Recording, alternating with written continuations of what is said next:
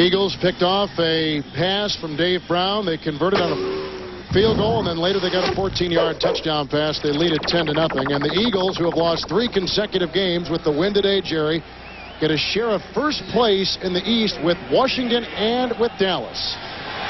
We begin the second quarter with the 2nd down and 6 with Jerry Glanville, Kevin Harlan from Philadelphia, and Ricky Waters tries to pick and weave his way upfield, picking up 4 to the 31, and he is at first by Keith Hamilton. And the Eagles are getting a push, and one big factor is the fullback. Watch Kevin Turner. He'll be the lead block just like Charles Way is when the Giants have the ball. What a nice block. Oh, man, he just turns Marcus Buckley right on out of there. Marcus Buckley didn't put up enough fight on that thing. Buckley taking the place of the injured Corey Miller. 3rd down and 2. Detmer hit and brought down. Sacked on the wing by Chad Bratsky, who had his best game of the season last week against the Dallas Cowboys. Detmer goes down. The Eagles have got to punt the ball. And Barrett Brooks got beat here, and Brodsky just keeps playing better and better. There's the protection, and I tell you what, we've seen Brodsky the last 3 weeks, and I think he's growing up into a real good football player. That's his first sack of the season. Nice job. He threw Brooks right to the outside and came underneath. He's got good strength. Here's a guy that was undersized, didn't even have a scholarship, went to Eastern Kentucky. Had his family, they made him eat 8 meals a day so he could grow up into a football player. Into a big football player. Arthur Marshall on the Hutton punt is driven back and brought down at the 24-yard line. A 51-yard punt, but the veteran Johnny Thomas was all over it.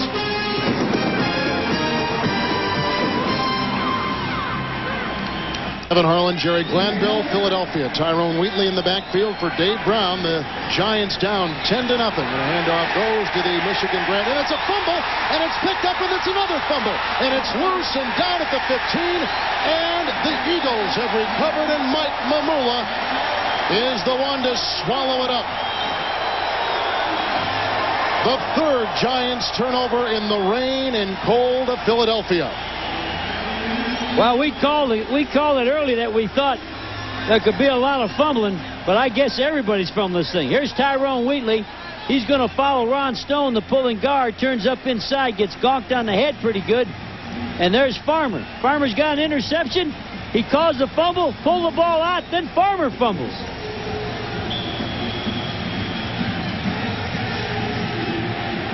The Eagles will be at the 14-yard line of New York.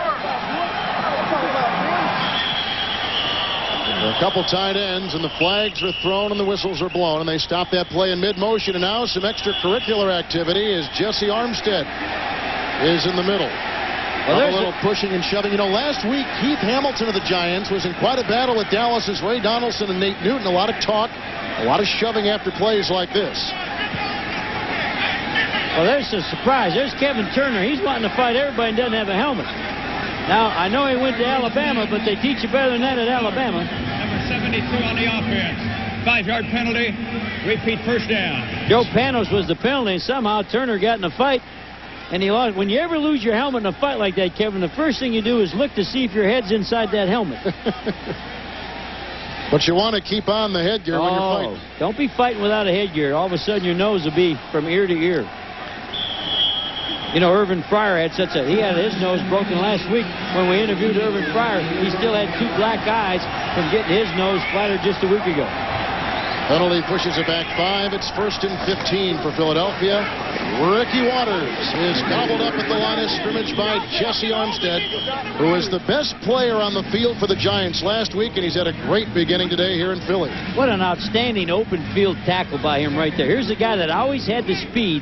He could always run and fly, but it took him a couple years to head in the right direction. He told us now he doesn't even think about it. Now he has that comfort zone that he had in college football, and you can see it. The way he's playing, he feels comfortable about himself.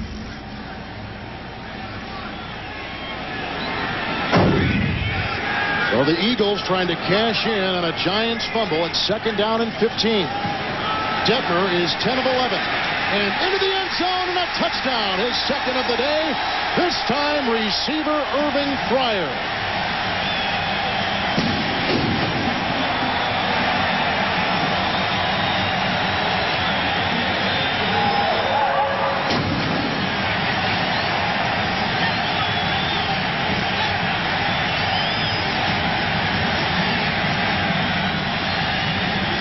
He gets his first touchdown reception in 3 games, his 8th of the year. And Irving Fryer, who has caught 3 passes today, comes up big. And the Eagles cash in on a Giants fumble, and they get 6. Jason Sehorn had him on the outside cut. I think Jason was looking for inside help on the slant, but I didn't see the safety jump up in there. A high snap put down nicely by the holder, Tom Hutton.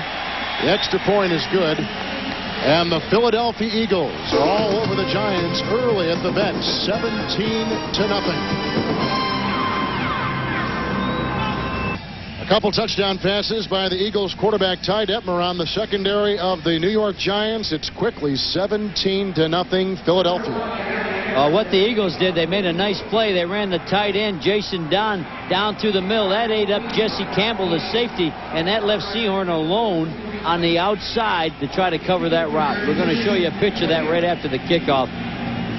There were some questions, Jerry, about the Eagles coming into this game, having lost 3 consecutive games. Was the team unraveling? Had they lost their swagger? Where was their confidence? I think they were down and depressed because they lost 3 games that they could have won. I think sometimes when you get beat at the end of a game, it hurts more than getting beat by 50. Anderson's kickoff will drive. Conrad Hamilton a yard deep, and he bobbled the ball, but picks it back up and takes it out to the 21 as he is spun around like a top. And down he goes, tackled by James Fuller. Let's take a look at that touchdown again. The key is Jason Dunn. He's going to run through and take the safety. Here's Sehorn on the outside of Irving Fryer, so there'll be no safety to help on the corner route. Watch Jason Dunn, big 87. He'll tie there. He's tying up the safety, so there's no inside help for the corner. So Sehorn thinks maybe he's going to get help from the safety, but the tight end took all the help away. Nice design by the Eagles.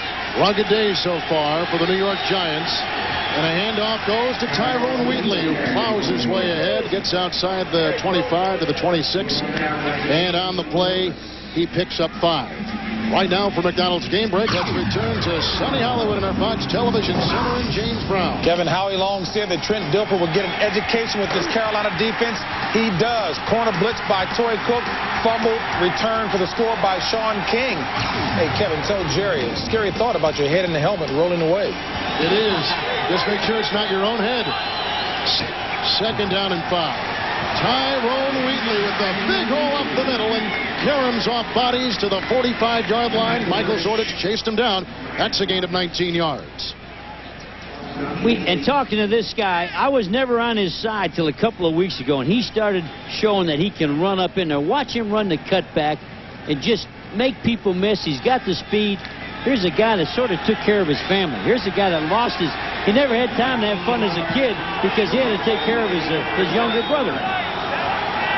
First down and 10. Callaway is on the move. Wheatley again. And he picks up a couple. Yeah, he said at 14, Jerry, he was the head of his household, taking care of his younger brother and his sister. And he said that's why he didn't come out early. Everybody thought he was going to come out of Michigan a year early.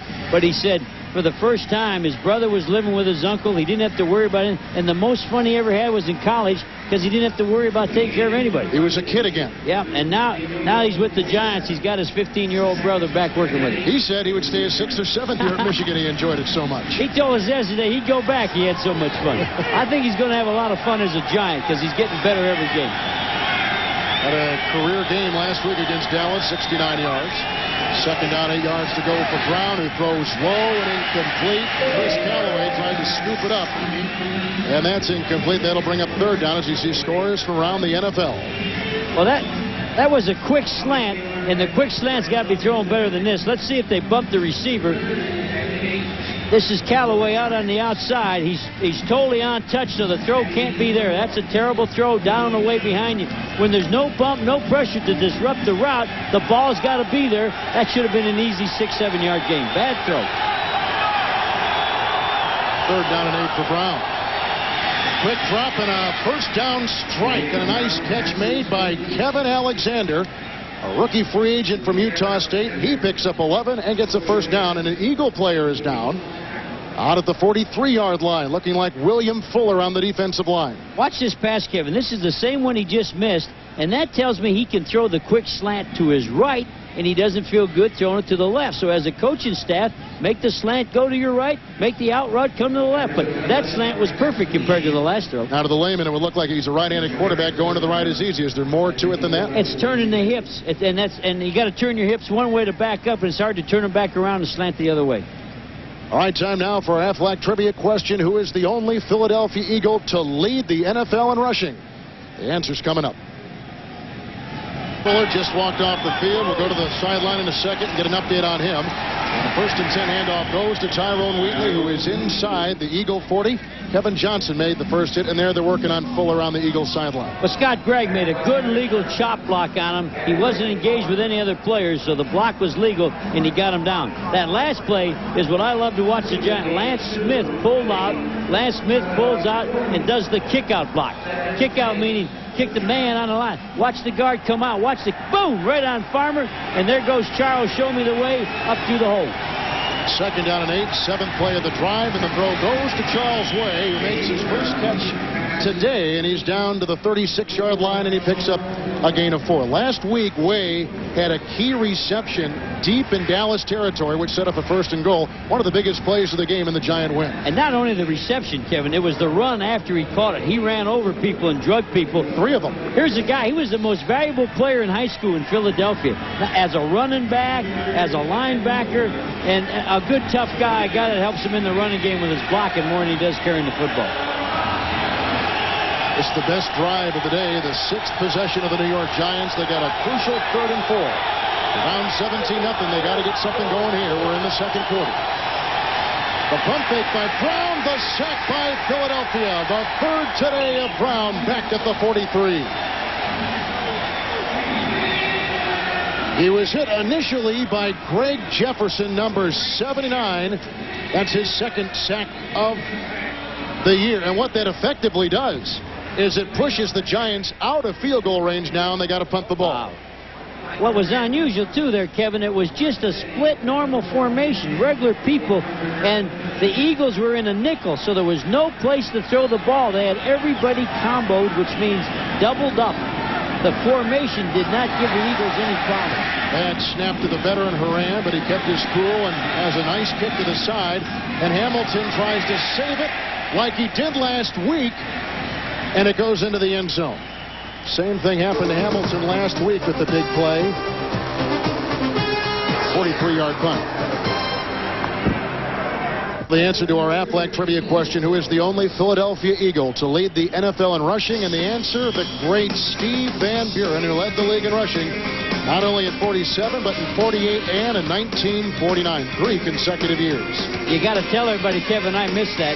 Tell them who I picked. You picked Robert Montgomery, who was a pretty good choice. Pretty good choice. I lost on that one. That's my first F on a test since the last test I took.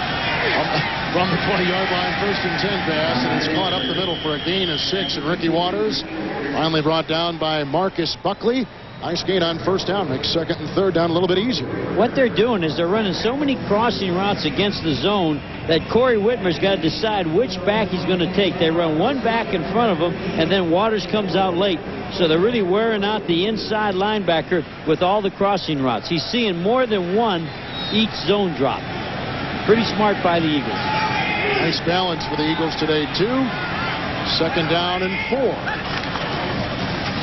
Waters and a minimal gain. Robert Harris wrapped him up at the line of scrimmage. The Giants, Jerry, played so physically last week against Dallas. They were hoping to continue that here today in Philly. And that's exactly what Rhodes said. Rhodes said this will be the most physical defense we play against all year. And we're talking about that middle linebacker on that play. Corey Whitmer, here's a guy that played at Montana State. He lives in Bozeman, Montana. When you go from Bozeman, Montana to Manhattan, New York, you don't even think you're in the same country, let alone the same earth. What a same earth? The same. He's from planet Rock. Okay, Dr. Sagan, thank you for that. 3rd down and 4.